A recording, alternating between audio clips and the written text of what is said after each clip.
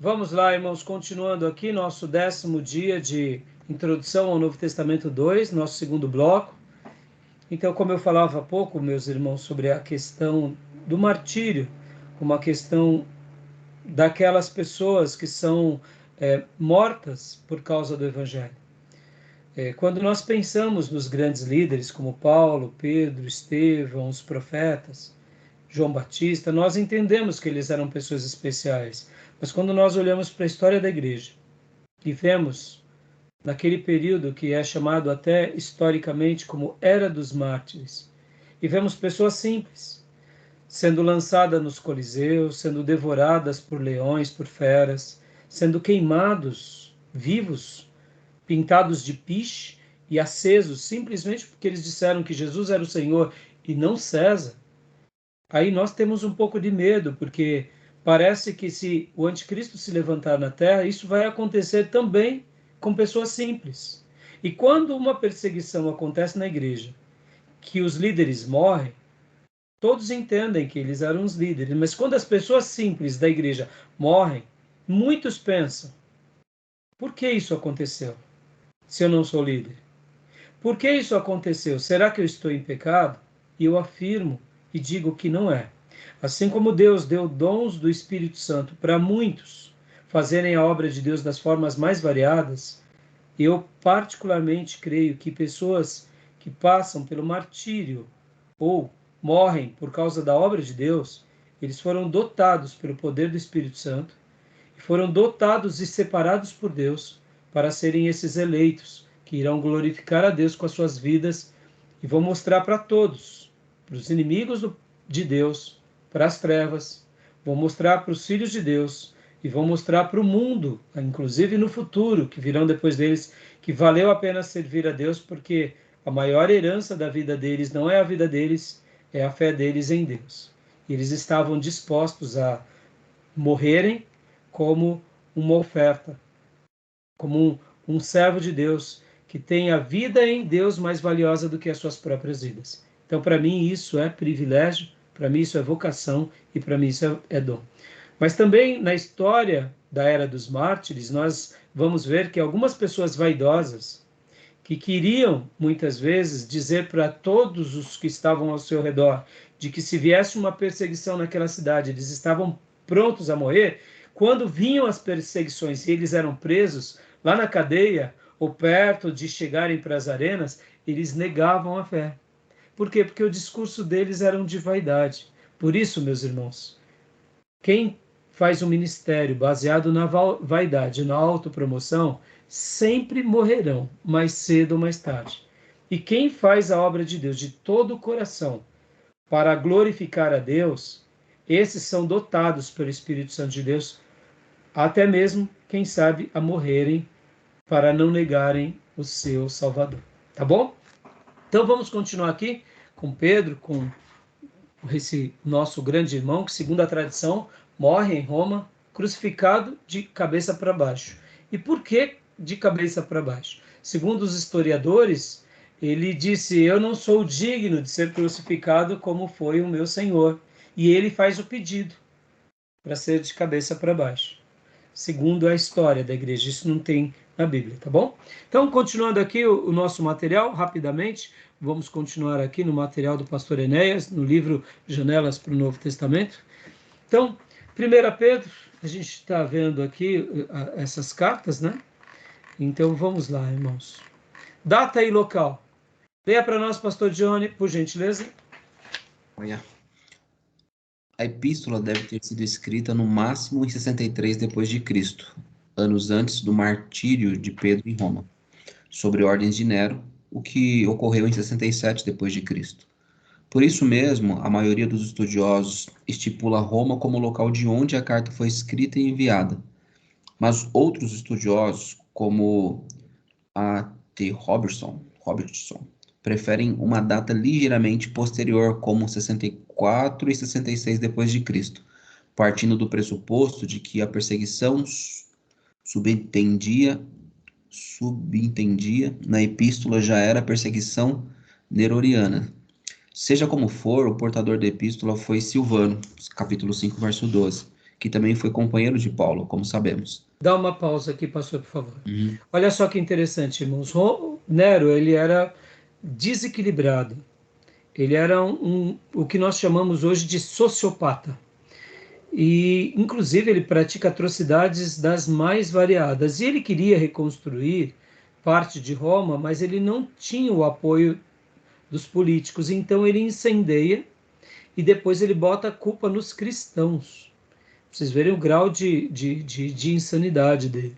E, naturalmente, ele, como, como quem tem o poder da mídia tem a opinião do povo, então sempre a mídia existiu.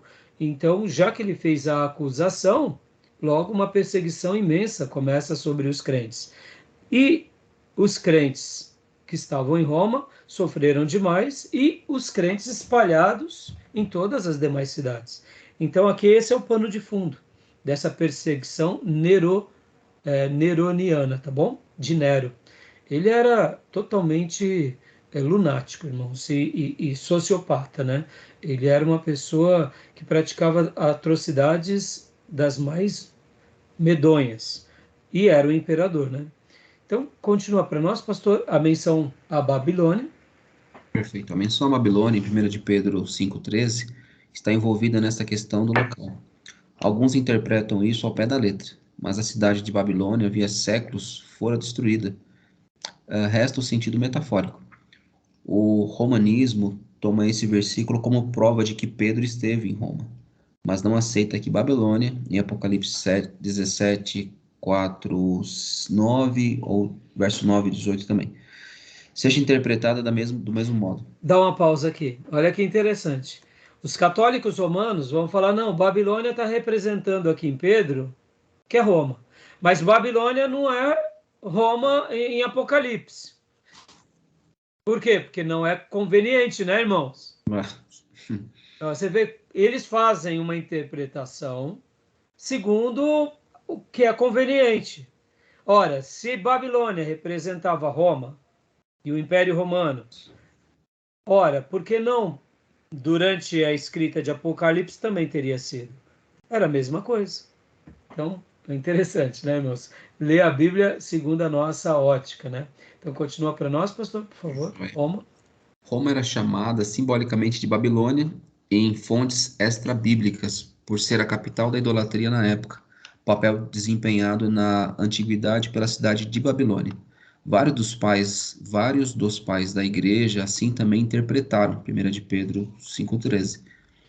Essa analogia, essa comparação, chamando todo o povo idólatra de Babilônia, é muito importante para nós compreendermos como era também aquela compreensão do Egito. Israel, quando fala de Egito, é um povo pagão, um povo idólatra a outros deuses. Quando falamos de Babilônia, é a mesma dimensão. Então a Bíblia vai tratar disso aqui no Novo Testamento e os pais da igreja também, tá bom? Então continua para nós, pastor, a autenticidade. Perfeito. Só a primeira frase. Joia. A Enciclopédia de la Bíblia afirma sobre a autenticidade desta carta. A primeira epístola de Pedro é um dos escritos neotestamentários cuja autenticidade nunca foi posta em dúvida. Os mais antigos testemunhos comprovam sua origem petrina. Ou seja, primeira e segundo Pedro vão dar base nisso. Pode ler essa segunda frase também, pastor. Joia. Eusébio de Cesareia afirmou que a epístola de Pedro, conhecida como a primeira, é aceita unanimemente. É aceita unanimemente. Irineu, Tertuliano, Cipriano, Clemente de Alexandria, Orígenes e Clemente de Roma confirmam esse parecer. Policarpo, 125 depois de Cristo, citou 1 de Pedro muitas vezes. No entanto, ele não consta no cânon muratoriano, talvez devido à má conservação do fragmento. Sebig, um estudioso moderno, diz que 1 de Pedro resistiu incolume a todos os golpes da crítica destrutiva. Há uma discussão muito grande nessa questão de Pedro, irmãos, que dizem que pais da igreja escreveram em nome de Pedro, mas que não é Pedro. Principalmente quando há uma comparação daquilo que nós já falamos que a escola da alta crítica faz sobre o texto e a maneira de se escrever. Mas, assim, segundo a nossa tradição e a boa tradição protestante, reformada e ortodoxa, nós acreditamos que o primeiro livro e o segundo livro, ou carta de Pedro, é de Pedro de fato. Nós sabemos que a questão do amanuense também poderia ter sido a questão dessa diferença entre a primeira e a segunda Pedro. Lembram que Paulo precisava dos amanuenses, que eram aqueles que iam escrevendo. A mesma coisa possivelmente acontecia com Pedro. Partindo do pressuposto que Pedro, né, escreve durante esses anos, como a gente acabou de dizer, do ano 63 até o ano 67, possivelmente Pedro já não era mais um garoto, né? A gente tem que lembrar que ele possivelmente era um dos mais velhos dos apóstolos. Então, é o que eu deduzo. Diferente de João, que era um pouquinho mais novo. A gente sabe que essa questão da idade deles, nós não temos como afirmar. Mas vamos imaginar que seja por volta disso mesmo. Naqueles dias, irmãos, também, a partir dos 50 anos, como acontece? Isso faz parte da nossa fisiologia. Depois dos 50 anos, são poucas pessoas que continuam enxergando muito bem. Eles começam a ter quedas tanto na sua visão quanto na audição. Isso sempre foi assim. Nós vamos ver isso com muitas pessoas, inclusive no Velho Testamento, né? Então, tudo bem até aí? Alguma dúvida? Alguma dúvida? Tranquilo até aí? Querem fazer alguma pergunta? Não, da minha parte não. Vamos lá. Prosseguindo aqui, os destinatários, irmãos, destinatários. Consegue ler, Maísa? Ou tá ruim para você? Dá para ler, pastor. Então, destinatários. Pode ler, por favor. A frase forasteiros da dispersão, contrastada com no meio dos gentios e a vontade dos gentios, 4:3, pode dar a impressão de que Pedro escreveu somente a judeus crentes, mas a alusão à conversão dos leitores da idolatria, 4:3, e frases como paixões que tinhais anteriormente na vossa ignorância e vosso fútil procedimento que vossos pais vos ligaram, 1:14-18, indicam que os leitores originais da epístola também envolviam gentios. Isso é refletido em 2:10. Vós sim que antes não éreis povo, mas a carta nivela judeus crentes e gentios crentes, ao chamá-lo de peregrinos e forasteiros. 2:11. O crente vive nesse mundo, mas está aqui somente de passagem, pois é cidadão da pátria celeste. Joia. Olha só que interessante. Lembra em Gálatas que Pedro estava ali dando apoio aos judeus e ele é repreendido por Paulo? A partir daquilo, Pedro aprende. E Pedro não só aprende, como ele se dirige agora a todos, ao povo de Deus e aqueles que não eram povo de Deus, que se tornaram. Então, nós entendemos que essa carta é destinada a todos, né? Não somente a judeus, mas a judeus e a gentios, tá bom? E olha que interessante também, irmãos, quando a gente viu aqui a questão dos pais da igreja, por que os pais da igreja citavam muito Pedro? Porque Pedro, irmãos, a característica do seu pastorado também, dessa carta, é uma carta muito pastoral, ela é prática. Assim como Tiago tem uma carta prática, Pedro é muito prático, porque o propósito dessa carta, de fato, é animar os leitores que estão sofrendo perseguição por motivo da sua fé. Ou seja, eles começam a olhar para Cristo, Pedro os iguala, dizendo, olha, sofrimentos igual ao de vocês estão sendo vividos, experimentados por todos os cristãos. Não pensem em vocês. É como se a frase de Agostinho ecoasse por meio das palavras de Pedro, que Deus teve somente um filho sem pecado, mas nenhum filho sem sofrimento. E aí ele vem consolando, e ele começa a mostrar que nós precisamos perseverar, que nós precisamos seguir os passos, buscar a salvação, e assim ele vai trabalhando nessa carta tão especial. Pode ver que é uma carta que nos traz conforto, nos traz esperança, nos traz alento, nos traz desafio, tanto na primeira quanto na segunda. Então, ele tem, assim, um viés muito pastoral. Pode ver que aqui, ó, o pensamento teológico dele é de Deus, ele é o Deus e Pai de Cristo, ele é o Santo, ele é o Criador, juiz dos homens, além de ser o pastor do seu povo. Por tudo isso, deve ser objeto da fé e das expressões dos redimidos. Vem falando de Cristo, que é o Salvador, antes da fundação do mundo, o sangue vertido como preço da redenção. Olha, embora sem pecado sofreu, sua morte é expiatória e foi vicária. Então você percebe que a mensagem dele é muito pastoral, é muito teológica. Fala sobre, como nós lemos na abertura da aula passada, mostrando o papel da igreja, do sacerdócio, de ser pedra, né, de ser esse povo que foi separado por ele. Fala do Espírito Santo também, chama a atenção dos crentes, fala sobre a volta de Jesus. Então é muito lindo tudo que é trabalhado nessa carta, tanto de 1 Pedro quanto de 2 Pedro. Aqui já em 2 Pedro tem esse viés mais chamando a questão da teologia, chamando a questão para que a gente observe os falsos mestres, para que a gente não dê ouvidos aos falsos mestres.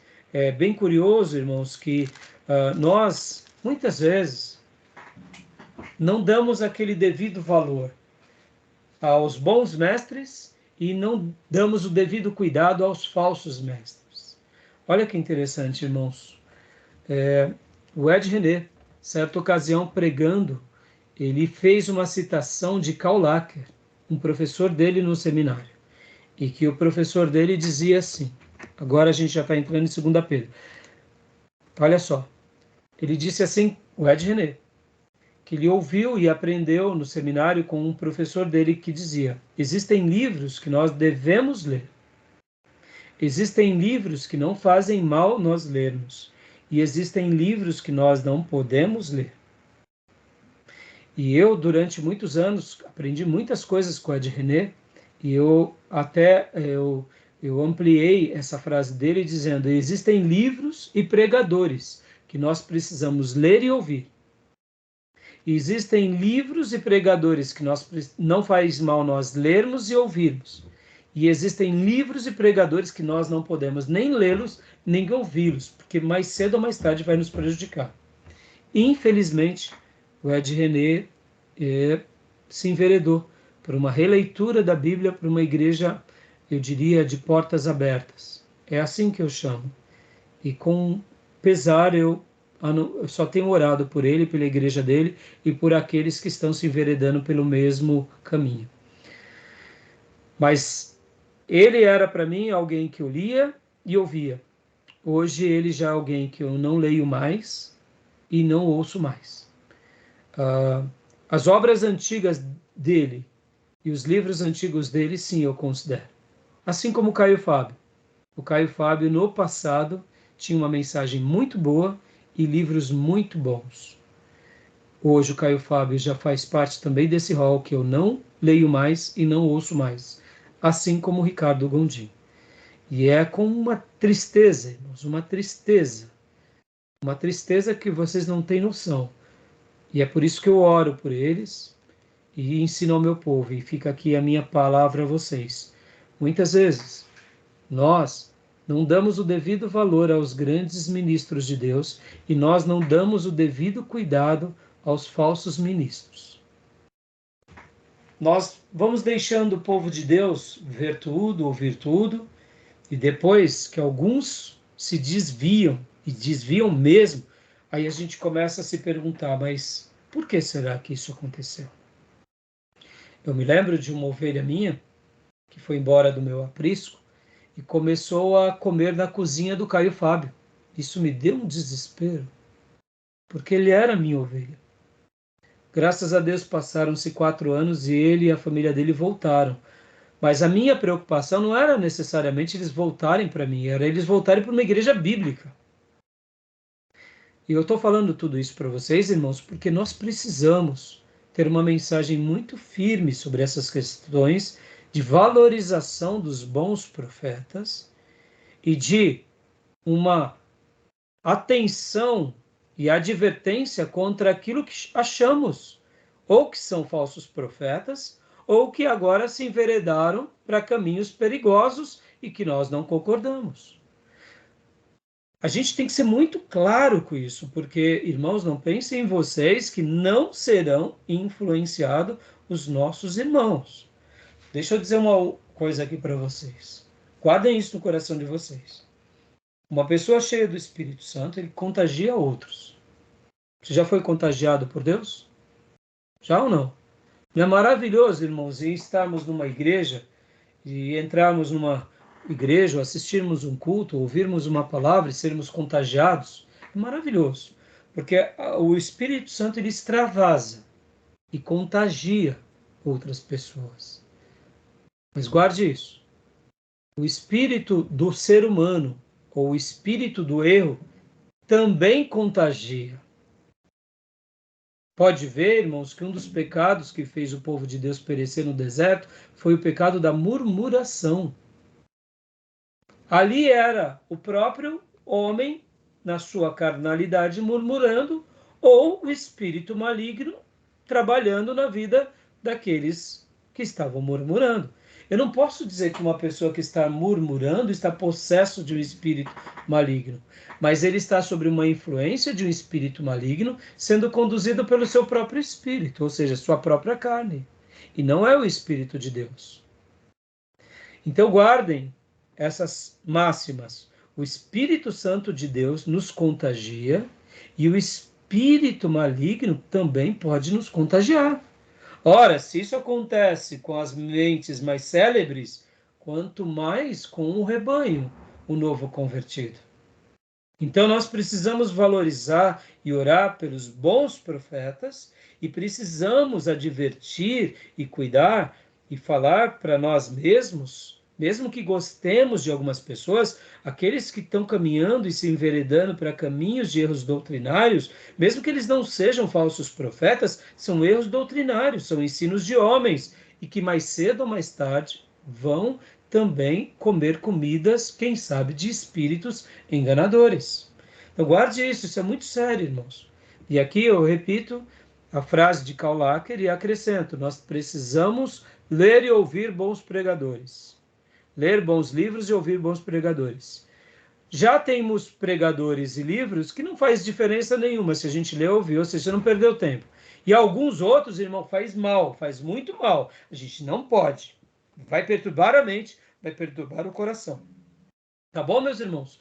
Eu, por exemplo, quando eu pego material herético, eu tenho que estar numa disposição de espírito muito elevada para poder analisar aquilo, argumentar. Porque aquilo muitas vezes entra como uma seta na nossa mente, gerando dúvida ao invés de fortalecer a fé. Então, fica aqui uma observação, tá bom? Tudo bem, meus irmãos? Eu estou aqui ensinando a vocês e eu não me sinto à vontade de citar esses nomes, e até constrangido, mas eu não posso deixar de adverti-los. Eu não seria coerente com vocês e honestos.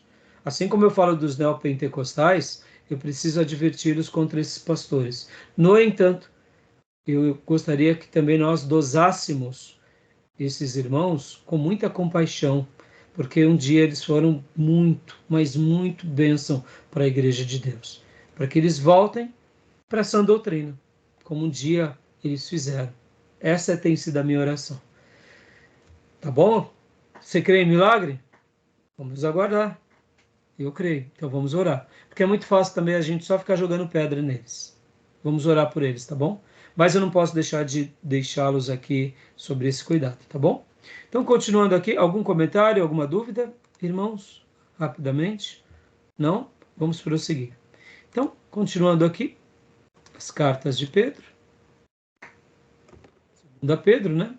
Essa epístola é uma controvérsia contra a lassidão moral entre os crentes, ensinada por falsos mestres. Pedro enfrentou essa distorção licenciosa por meio da verdade da palavra de Deus. A resposta final à pecaminosidade na terra será o segundo advento de Cristo. Desse retorno, Pedro destaca a fase final com a destruição de todas as obras humanas, anterior à restauração dos céus e da terra, um quadro com o qual também se encerra o Apocalipse, no Novo Testamento e Isaías no Antigo Testamento.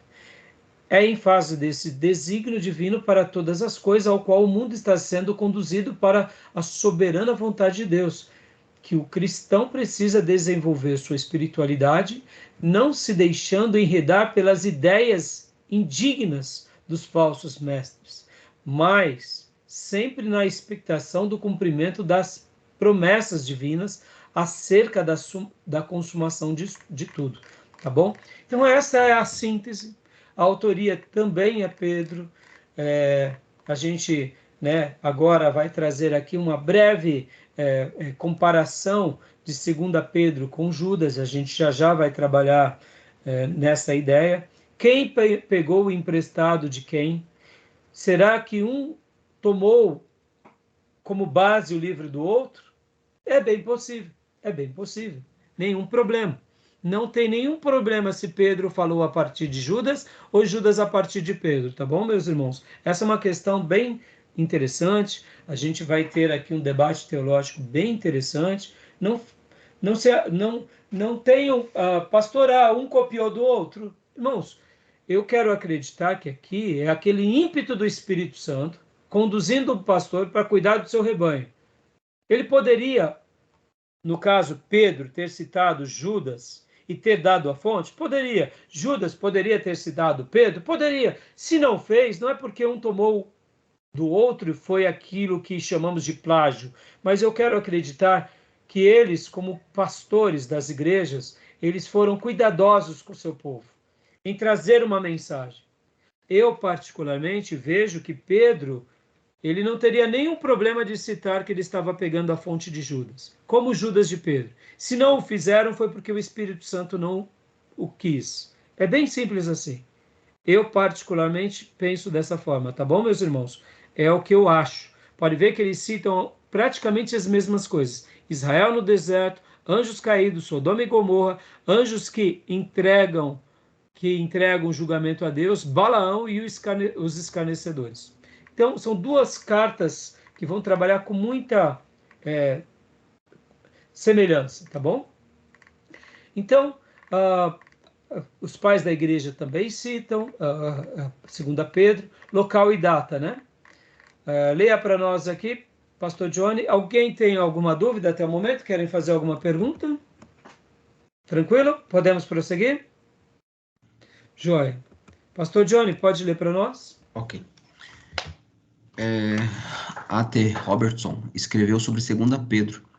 É o livro mais disputado em todo o Novo Testamento, ainda que, em minha opinião, é provável que seja genuína e a data de sua composição não vai além de 67. Depois de Cristo, acredito. Nossa posição é mais segura, ainda que a de Robertson. Não há nenhuma evidência que proíba que 2 de Pedro tenha sido escrita pouco depois de 1 de Pedro. Se Simão Pedro já estava à beira da morte ao escrever a primeira epístola, mais ainda no caso da segunda. Portanto, 2 Pedro deve ter sido escrita no mesmo ano, 63 depois de Cristo, e na mesma cidade, ou seja, em Roma. Dá uma pausa, pastor, por favor. Okay. Aqui são opiniões do Bentes e do pastor Enéas, ou seja, eles não têm dúvida. Essa é a opinião deles diante de todos os estudos que eles fizeram. E eu creio nessa possibilidade, tá, meus irmãos? Continuando, por favor. Joia. Robertson diz que as palavras aos que conosco obtiveram fé igualmente preciosa, em 2 de Pedro 1:1, ligam os destinatários dessa epístola à primeira carta de Pedro, isto é, os eleitos, que são forasteiros da dispersão no Ponto, na Galácia, Capadócia, Ásia e Bitínia, 1 de Pedro 1:1.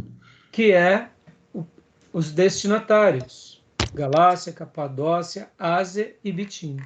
Tá bom, meus irmãos? Tá bom? Então, o som tá baixo aqui, é só para mim?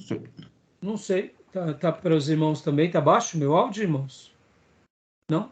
Só para mim? Uhum. Para mim tá tranquilo. Tá, joia. Porque muitas vezes pode ser, que eu abaixei e não percebi. Joia. Então, meus irmãos, fora disso, temos a questão dos esboços, tanto de primeiro livro de Pedro, quanto de segundo livro de Pedro. Como eu já mencionei com vocês nas outras aulas, são várias divisões e que são todas elas muito interessantes, tá bom? Beleza? Podemos concluir, Pedro? Vamos para as cartas joaninas? Fechado? Fechado. Vamos lá. Então, falando agora sobre as cartas joaninas. Primeira, segunda e terceira João. A literatura joanina, Evangelho, 3 epístolas e Apocalipse. Olha que interessante, hein, irmãos? Quando pensamos, João, como Pedro, tiveram uma contribuição muito significativa. Pedro, com uma carta mais pastoral. João, agora também com viés pastoral e teológico, ele também reforça essa questão de ser um escritor muito, mas muito influente no Novo Testamento. Peguemos o tamanho de João, Evangelho, peguemos o tamanho de o Apocalipse e dessas 3 cartas, ou seja, são 5 obras muito significativas. Pedro não teve tantas obras, a função maior dele foi pastoral, conduzindo os demais apóstolos, igrejas e pastores, e os demais apóstolos não tiveram uma influência tanto na literatura, mas todos eles, irmãos, olha como é lindo isso. Todos eles foram colunas. Uns durante a sua vida, cuidando da igreja, durante seu período, seu ofício foi isso, foram ser martirizados, foram ser testemunhas vivas, não deixaram obra literária. Outros foram isso, mais a literatura. Isso tudo não tem nada a ver com santidade, não tem nada a ver com carnalidade, pelo contrário, tem a ver com os desígnios de Deus. Pode ver que a literatura de João tem um viés, eu diria, um pouco mais contundente no que se diz respeito à pessoa e à divindade de Jesus. O evangelho de João é o evangelho que marca a divindade de Jesus. No Apocalipse, marca o Cordeiro Supremo que foi morto antes da fundação do mundo e que é revelado e que vai voltar e que vai abrir os selos e que está à destra do Pai. Ou seja, ele marca a pessoa de Jesus como ninguém. A literatura joanina é uma literatura que mostra a grandeza e a natureza do Deus Filho de uma forma maravilhosa, que é esse Deus que se encarna, que morre, que ressuscita, que reina para sempre. E as cartas de João, agora as cartas, essas 3 que a gente vai estar estudando agora, ela tem uma perspectiva também pastoral, cristocêntrica, mas ao mesmo tempo repleto de teologia e extraindo a essência do Cristo, que é o amor, e a essência de Deus, que é o amor. Então é maravilhoso. A literatura joanina, o Evangelho e as 3 epístolas e Apocalipse, é marcante quanto à sua unidade. Há um claro enfoque cristocêntrico, ou seja, que mostra a doutrina do Cristo nesses livros, de tal modo que tudo quanto se diz ali gira em torno da pessoa e da obra de Jesus Cristo. Isso é maravilhoso. Só aqui, irmãos, podemos afirmar que tudo realmente foi escrito por João. Mesmo que hajam discussões da mesma escola de alta crítica por causa das epístolas e etc e tal, só aqui, para nós, já é um material vasto sobre essa ideia. E ler essas obras e destacar essas premissas já nos deixa super tranquilo. Outra característica de João é que ele partia de algumas ideias fundamentais. Quais eram? Deus faz coisas em razão da sua natureza. Cristo é a grande revelação de Deus. Ou como ele próprio disse em João 1,18, ninguém viu a Deus. O Deus unigênito que está no seio do Pai é que o revelou. Né? 3. João aprecia expor a verdade em seus contrastes, né? Trevas, luz, fé e incredulidade, salvação e condenação, ovelhas e bodes. Isso é lindo em João. É algo maravilhoso. 4. João expunha uma religião que consiste em uma nova vida espiritual, lembrando-nos do novo nascimento, lembrando-nos de odres novos para vinhos novos, ou seja, lembrando-nos o casamento em Canaã, ou seja, ele transforma água em vinho, ele faz coisas que ninguém faz. 5. As realidades espirituais manifestam-se desde agora, são são permanentes e garantem a bem-aventurança eterna de quem as experimenta, né? Quem ouve a minha palavra e crê naquele que me enviou tem a vida eterna. Não entra em juízo, mas passou da morte para a vida. Então, olha só, as realidades espirituais, né, que são presentes. Quem é o verdadeiro cristão recebeu a natureza divina e manifesta as virtudes divinas. Olha que interessante. Lá no Evangelho, João vai falar do novo nascimento. Nas suas cartas, ele vai falar da divina semente, irmãos. Isso é magnífico. Ele vai falar que aquele que crê em Cristo de todo o coração, no momento em que ele aceita essa fé, a divina semente é plantada dentro do coração dele e o pecado é morto. Ou seja, a velha natureza ela é aplacada. Agora, quem cresce é a divina semente se nós desenvolvermos a salvação, como disse Paulo. Então é maravilhoso.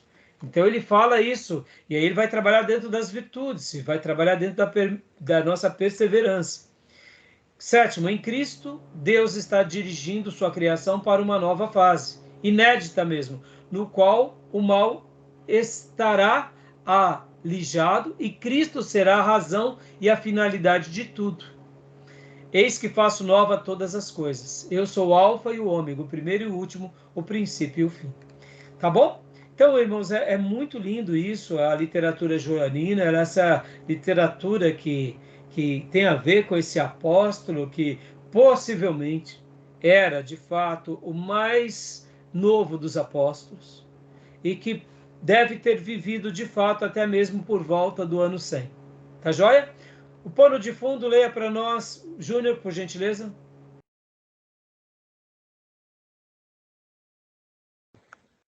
Pano de fundo. O Senhor Jesus, em Lucas 21, 20 e 24, avisou seu discípulo da iminente destruição de Jerusalém. Esta começou em 66 d.C., quando os exércitos romanos começaram a cercar Jerusalém, a fim de conter um grande levante liderado pelos zelotes. Jerusalém estava abarrotada de peregrinos, procedentes de muitas partes do mundo. Mas os cristãos, advertidos pelas palavras de Cristo, deixaram a cidade às pressas, desceram a Jericó, cruzaram o rio Jordão e foram para a cidade de Pela, na Pérea. É provável que João e Maria, mãe de Jesus, estivessem entre os fugitivos. Olha, dá uma pausa aqui, Júlio. Olha que interessante, irmãos. Olha a importância de uma profecia. E olha a importância de conservarmos as profecias de Deus de forma literal. Podem ver que possivelmente por causa disso eles sobreviveram, assim como João e Maria. É interessante esse enunciado. Continua para nós, Júlia, por favor. O cerco prolongou-se por 3 ou 4 anos e culminou na destruição de Jerusalém no ano 70 depois de Cristo. Paulo e Pedro, martirizados em Roma alguns anos antes disso, não assistiram o drama. Não se sabe quando João se deslocou de Pela para Éfeso, capital da Ásia Menor. Mas chegando a Éfeso, começou a orientar as igrejas da região, que eram numerosas. As principais delas são mencionadas em Apocalipse 1:11. Olha só que interessante, irmãos. A tradição da igreja também vai mencionar que logo depois da morte de Paulo, Timóteo cuida de Éfeso e por alguma razão, talvez pela chegada de João, por causa do ofício de João como um apóstolo que viu Jesus, ele vai ficar conduzindo essa igreja de Éfeso e as igrejas na circunvizinhança durante muitas décadas. Depois, não sabemos o motivo e também eu desconheço, confesso, Timóteo não assume a igreja, mas quem assume é Policarpo.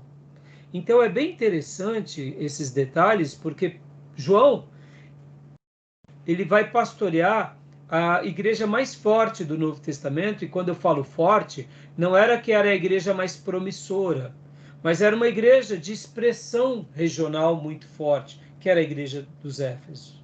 Então lá ele fica por muitos anos. Então é bem interessante essas informações, porque segundo a tradição da igreja, isso tudo foi assim que aconteceu, tá bom? Então, continua para nós, Júnior, por favor. Alcançamos um ponto em que todos os apóstolos estavam mortos. João era o remanescente. Quando chegou a Éfeso, deveria estar com cerca de 60 anos. Ele faleceu já aproximando dos 100 anos, de acordo com certas tradições antigas.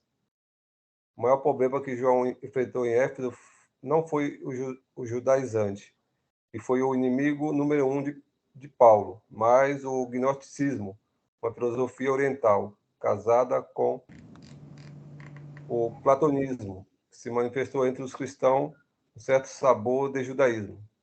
Foi para combater essa heresia que João escreveu suas 3 cartas, conhecidas como 1 João, 2 João e 3 João. Dá uma pausa, por favor.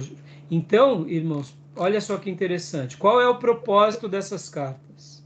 Foi os judaizantes? Não, foi o gnosticismo. Lembrando que Éfeso tinha uma tradição muito grande com relação à cultura grega e romana.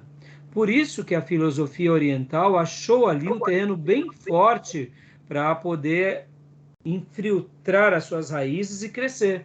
Então, o gnosticismo casado com esse platonismo, juntado com o judaísmo, virou uma salada de baiano terrível. E João, então, ele escreve essas 3 cartas para combater o gnosticismo. Então, para que a gente compreenda de fato a Epístola de João, é muito importante que a gente tenha uma perspectiva de como funcionava o gnosticismo.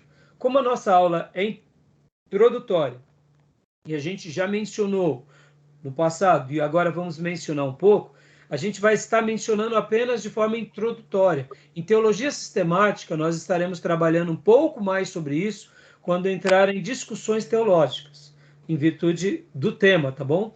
Se tratando que as aulas de teologia sistemática, nós estaremos trabalhando, por exemplo, em cristologia, que é a pessoa de Cristo, lá nós estaremos delineando um pouco melhor sobre a questão do gnosticismo. Mas, a grosso modo, irmãos, a síntese eu já dei nas aulas passadas e agora nós estaremos lendo também.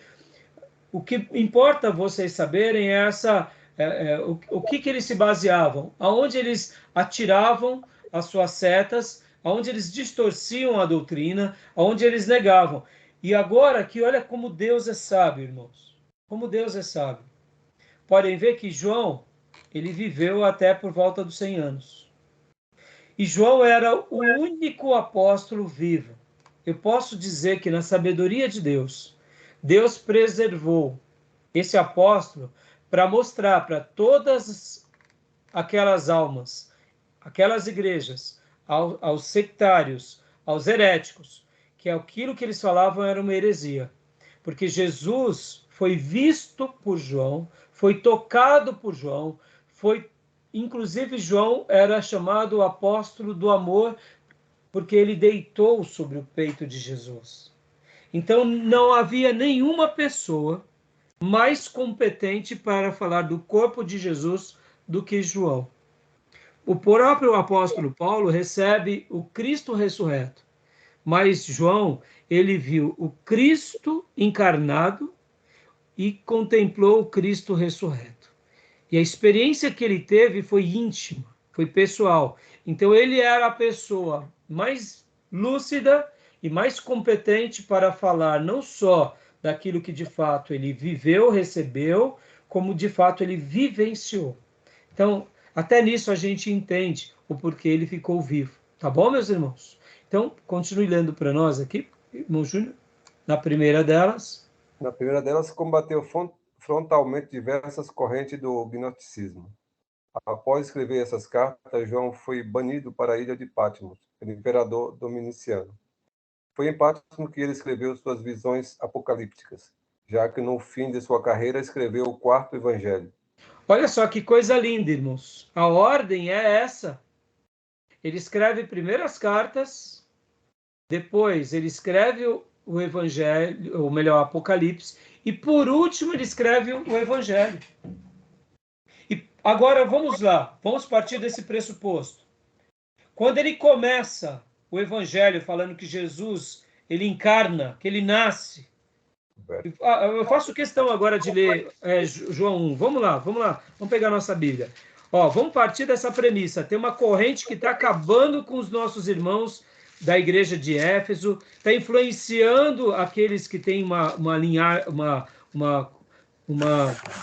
cosmovisão, eu diria, mais filosófica, está influenciando. Os judaizantes já estavam aqui sem força nenhuma, mas o gnosticismo estava atrapalhando muitos cristãos. Ele escreve essas cartas, ele incomoda o Império Romano, ele vai para a ilha de Patmos, era uma ilha que era de escravos que quebravam pedra para o Império Romano, um ancião. E lá ele tem a visão do Apocalipse, ele escreve a carta ao Apocalipse, ele fala da Babilônia. Será que naquela hora ele não estava se referindo que Roma era a Babilônia? Claro que sim, claro que sim. Aí depois ele vem, recebe a alforria, ou seja, a libertação, possivelmente volta para Éfeso, e lá ele escreve o quarto evangelho. Olha agora, vamos ver do capítulo 1, versículo 1 ao versículo 18, irmãos. Agora, olha como é forte a leitura desses textos na perspectiva daqueles que estão combatendo o gnosticismo. E quando nós começamos a ler o Evangelho e ver a atuação e a maneira em que ele fala do Jesus divino, que é encarnado, mas que é divino, mas que é encarnado, que é homem, mas é divino. E aí o Evangelho de João tem, então, eu diria, irmãos, ele acaba sendo, vamos dizer assim, ele acaba sendo o último livro. Olha que interessante, né, irmãos? Ele acaba sendo o último livro escrito da Bíblia, fechando o cânon. Então não é o Apocalipse último, é João. Com essa premissa, fecha com chave de ouro, que o Salvador ele encarnou, ele veio, ele morreu, ele ressuscitou e ele é divino. E assim fecha-se a revelação do Novo Testamento com o Evangelho de João. E agora vamos ler João 1, do versículo 1 ao versículo 18. Quem quiser ler, pode ler para nós.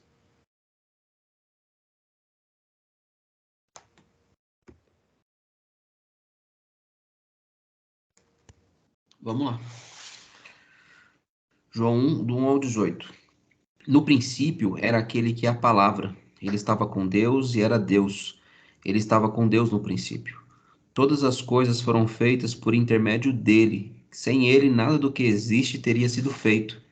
Nele estava a vida, e esta era a luz dos homens. A luz brilha nas trevas, e as trevas não a derrotaram. Surgiu um homem enviado por Deus, chamado João. Ele veio como testemunha para testificar acerca da luz, a fim de que por meio dele todos os homens crescem. Ele próprio não era luz, mas veio como testemunha da luz. Estava chegando ao mundo a verdadeira luz que ilumina todos os homens. Aquele que é a palavra estava no mundo, e o mundo foi feito por intermédio dele, mas o mundo não o reconheceu. Veio para o que era seu, mas os seus não o receberam. Contudo, aos que receberam, aos que creram em seu nome, deu-lhes o direito de se tornarem filhos de Deus, os quais não nasceram por descendência natural, nem pela vontade da carne, nem pela vontade de algum homem, mas nasceram de Deus. Aquele que é a palavra tornou-se carne e viveu entre nós. Vimos a sua glória, a glória como do unigênito, vindo do Pai, cheio de graça e de verdade. João dá testemunho dele. Ele exclama: Este é aquele de quem eu falei. Aquele que vem depois de mim é superior a mim, porque já existia antes de mim. Todos recebemos da sua plenitude graça sobre graça, pois a lei foi dada por intermédio de Moisés. A graça e a verdade vieram por intermédio de Jesus Cristo. Ninguém jamais viu a Deus, mas o Deus unigênito, que está junto ao Pai, o tornou conhecido. Aleluias! Amém. Diante dessas explicações que eu acabei de dar e ler um texto desse, se formos ler todo o Evangelho de João, pronto, fica claro e lúcido o quanto João estava cuidando do seu rebanho, mostrando que aquela heresia, aquela filosofia misturada com ensinos diabólicos estava prejudicando, mas ele foi uma resposta. E a sabedoria de Deus e a presciência de Deus é tão espetacular que esse livro continua sendo uma resposta, assim como as cartas joaninas e o Apocalipse, para toda a igreja de Deus ao longo dos séculos, e o será para sempre. Por isso que a palavra de Deus ela é como a misericórdia de Deus, porque Jeremias disse que as misericórdias de Deus se renovam. Eu poderia acrescentar dizendo, parafraseando Jeremias, a palavra de Deus ela é viva e eficaz, e assim como as misericórdias de Deus se renovam, a palavra de Deus se renova também. Porque, indiferente do contexto e da sociedade, ela vai ter uma resposta. Foi para os dias de João, é para os nossos dias também, e assim será para sempre, né? Tá bom, meus irmãos? Tudo bem? Vamos lá agora, continuando aqui o nosso material. Alguma pergunta, alguma fala? Joia. Então, vamos lá. Então, continuando aqui, irmãos, vamos ler apenas algumas partes, né? Leia para nós, Júnior, 1 João, por favor, essa parte.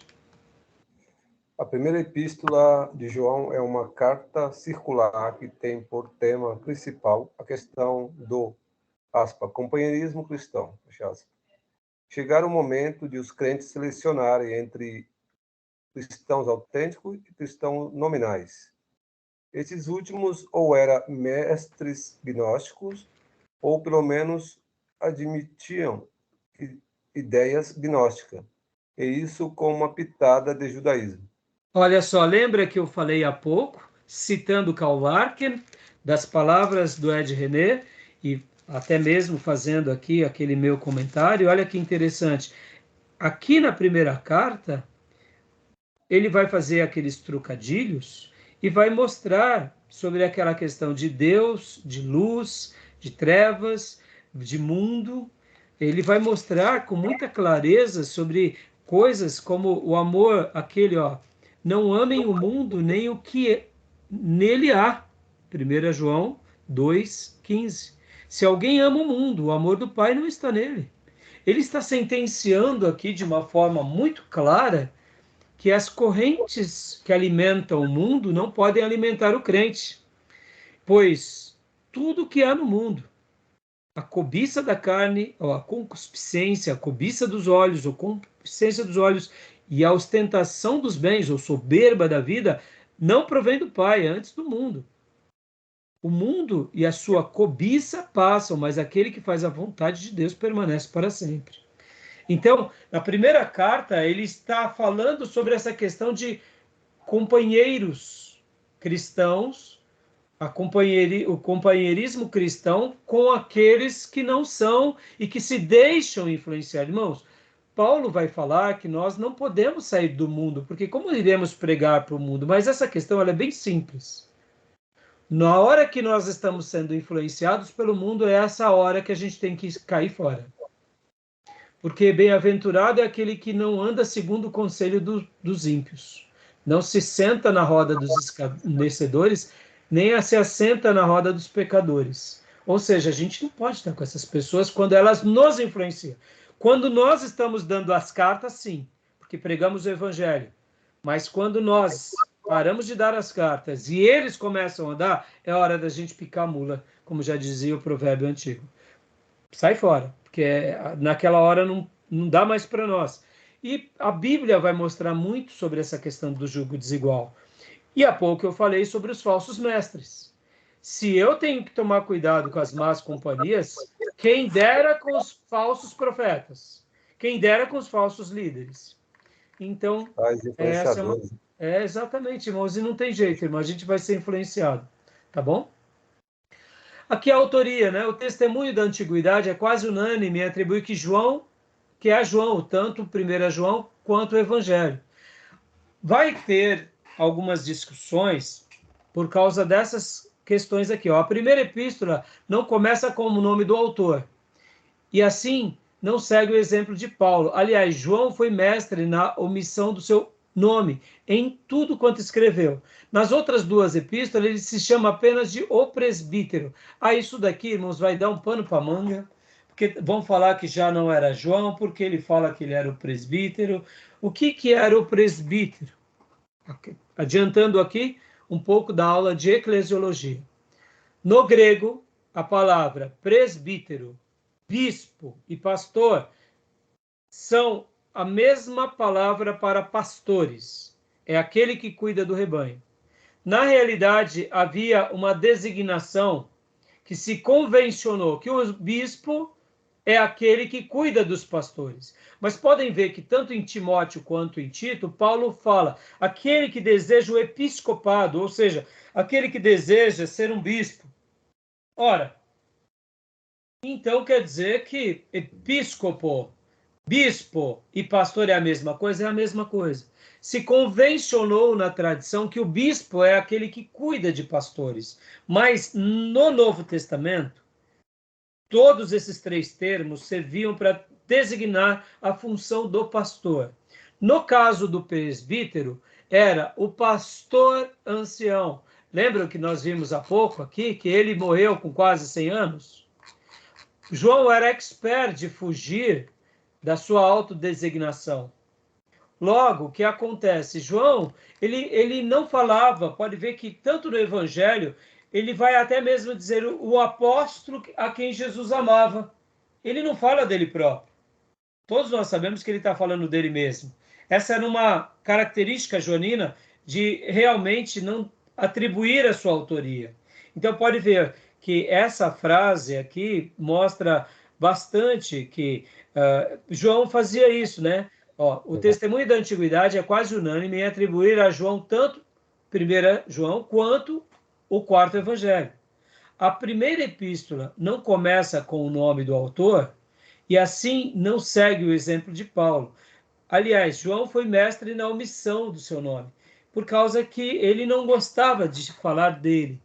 Agora, por que Apocalipse, irmãos, já tem uma conotação diferente quando fala do nome? É simples, irmãos. Ali é um livro de revelação, um livro de mistério. Então, como ele teve uma visão, como ele foi chamado, ele acaba identificando, até mesmo para mostrar aos seus correspondentes, o seguinte: olha, vamos imaginar que não fosse João que escrevesse o Apocalipse, que fosse qualquer pessoa, mas não desse o nome. Ia gerar muita confusão na igreja. Porque iam falar que era um livro de um lunático. Mas na hora que ele fala, olha, fui eu mesmo, apóstolo, que recebi isso daqui. Então pode acreditar. Então isso dá veracidade. Ele em Apocalipse sabia, na omissão dele poderia custar talvez uma falta de compreensão. Mas ao mesmo tempo o Espírito Santo de Deus o conduziu para que ele também desse a sua autoria em Apocalipse, para que não ficasse dúvida. Porque, irmãos, Apocalipse dá dúvida até hoje. Imagina nos dias da igreja primitiva, entendeu? Então, segundo alguns historiadores, o João ele tinha uma personalidade muito tímida, era muito amável. Eu diria que era mais uma personalidade, Júnior, humilde. Timidez nesse sentido de humildade, né? Sim, claro, porque você vê que ele não toma frente, ele é mais na dele, né? Sim. E até fazendo um adendo aqui, Júnior, segundo alguns historiadores, lembra que no começo ele era filho do trovão, ele e o seu irmão. Uhum. E teólogos, né, vão afirmar isso. E ele é transformado e se torna no apóstolo do amor. E diante dessa construção entre filho do trovão impetuoso para apóstolo do amor, ele realmente foi transformado e ele fazia com que Cristo fosse glorificado. Podem ver que ele viveu a máxima daquilo que João Batista pregava, que ele cresça e que eu diminua. João fazia isso. Né? Dizem os teólogos e comentaristas que João pregou demais sobre o amor. E nenhum apóstolo exemplificou o amor de Deus como João. João foi um mensageiro ou chamado apóstolo do amor, porque ele conseguiu não só escrever sobre tal, receber inspirações de Deus como revelação, mas ele pregava com muita ênfase. E segundo alguns, vão dizer que ele dizia com muita frequência: filhinhos, amem-se uns aos outros, amem. E ele demonstrava com a sua vida esse grande amor. Então é maravilhoso ver essas virtudes na vida de João, tá bom? Agora, como eu disse, já que ele se autodenomina como presbítero, aí dá pano para manga, principalmente naqueles que vão questionar as suas questões das evidências. Nós temos evidências internas de que é João e evidências externas, que são os pais da igreja, tá, irmãos? Depois vocês apreciem isso, tá? A data. Leia para nós, Gil, por gentileza. Querido irmão Gil. Ok. Quanto à data e à composição dessa epístola,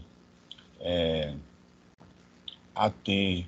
Robertson declara sobre o tempo em que foi escrita a primeira carta de João.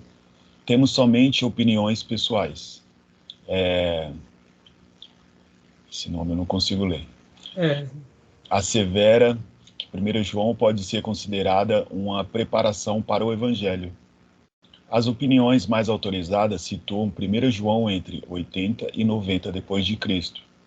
E é dentre esse mesmo período geral que João, ligeiramente depois de ter escrito 1 João, deve ter escrito suas duas outras epístolas.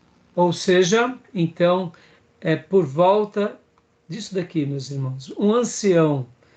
Agora, irmãos, olha como Deus foi bom com João. Lembra que Pedro, ao perguntar para Jesus sobre a vida, né, de João, foi até entendido por Pedro e pelos demais apóstolos que João ficaria vivo até a volta de Jesus. E Jesus até mesmo disse para Pedro e para os demais apóstolos que esse assunto não tinha nada a ver com Pedro, tinha a ver com Jesus, tinha a ver com João. E pode ver que João, quando escreve isso dele próprio, ele está vivenciando a sua experiência, a profecia de Jesus, porque ele foi esse apóstolo remanescente, e ele estava lúcido, com 80, 90 anos, fazendo uma obra magnífica. E se nós formos olhar que as cartas joaninas foram escritas nessa época, e depois vem Apocalipse, depois João, eu diria, irmãos, o melhor na vida do grande apóstolo veio no final.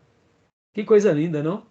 É óbvio que ele deixou um legado de centenas de milhares de almas, igrejas abençoadas e edificadas. Mas João deixou uma obra magnífica como literatura, pelo poder do Espírito Santo, para todas as igrejas que viriam logo depois da sua partida.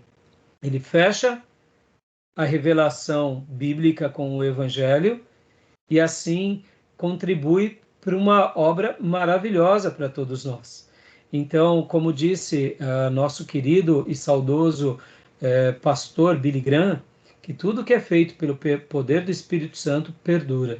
Sabemos que toda a Bíblia foi feita pelo poder do Espírito Santo, mas eu estou destacando aqui que a grande obra do nosso querido irmão, o apóstolo João, foi feito, eu diria, na quarta idade para a quinta idade. E olha que coisa linda, irmãos, com uma lucidez, com uma clareza, com uma unção que se torna revelação sagrada. Posso ouvir glória a Deus, alunos? Isso é maravilhoso, maravilhoso. Tá bom? Eu não ouvi glória a Deus dos alunos, só o pastor que está... Glória a Deus. Glória a Glória Deus. a Deus. Aleluia. Então, muito tradicional, meus irmãos. Estamos comendo na cozinha tradicional, mas a gente pode Glória a ser Deus. pentecostal e avivado. Aleluia. Não é, irmãos? Quando a gente pensa nisso, né? Que um apóstolo caminhou, viveu tanto, sofreu, viu seus companheiros perecerem, viu gerações sendo levantadas, contribuiu com tudo isso, e quando ele está na sua partida, ainda ele é sentenciado para quebrar pedra. Lá ele recebe o Apocalipse, ele já tinha escrito 3 cartas para curar o povo da heresia dos gnósticos, recebe o Apocalipse e agora vem, escreve o Evangelho de João, e assim parte. Pelo amor de Deus, que vida é essa? Que vida, que obra. Então é de nos empolgar, né? Por que eu estou falando isso, irmãos? Esse mês eu faço 52. Eu fico pensando, né? Senhor, eu fiz tão pouco.